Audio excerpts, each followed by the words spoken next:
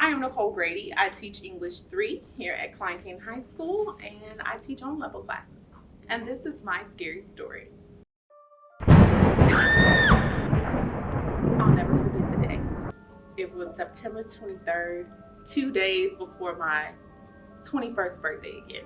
I was driving down the street on my way to the airport, and suddenly I hear a thump. My body pushed forward, my head jerked back. I didn't know what quite happened at first.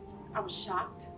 Then I pulled over, realizing that I was rear-ended. I get out the car to exchange information as I typically would do in any accident, and then the worst happened.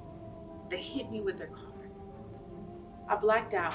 I didn't know where I was, but I do know that I saw these images going through my mind, and I was terrified because I was just falling and falling and falling until I heard this loud thump. I opened my eyes. To my surprise, I was surrounded by minions. And now, for the real scary story. All right, so my name is Alexandra Matheny, and I am an English 4 teacher here at Klein Cain.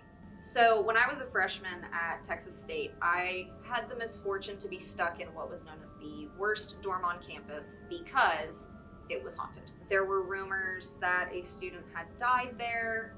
We always heard things crawling in the ceiling and we were never sure what it was. The lights would flicker, the power would go off at any given moment. And so, of course, this, for a bunch of superstitious freshmen, this was not what we would call cash money.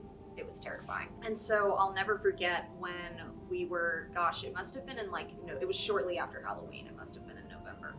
And just suddenly, with no warning whatsoever, the power was cut to the whole building. And of course, you hear the typical, everybody's freaking out, oh my gosh. But then we started hearing stuff crawling in the ceiling. Then we heard a girl scream from the bathroom.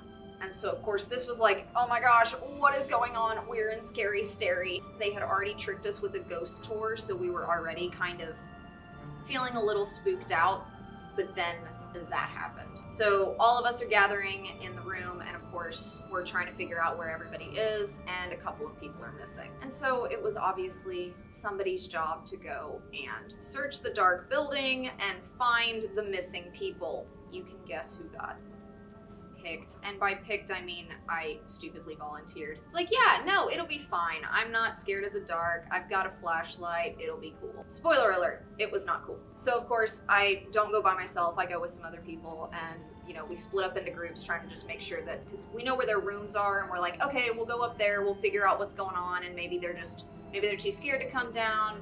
We don't really know what's going on. So of course when we get up there, there's nobody. Naturally, that's a little frightening whenever, you're looking for a missing girl and she's nowhere to be found. We start going all over the building, and then while we're walking around, something brushes up against my foot and makes a noise. So I screamed and started running as fast as I could down the hall because, well, I was not about to deal with whatever supernatural nonsense was trying to haunt me, especially because we heard that somebody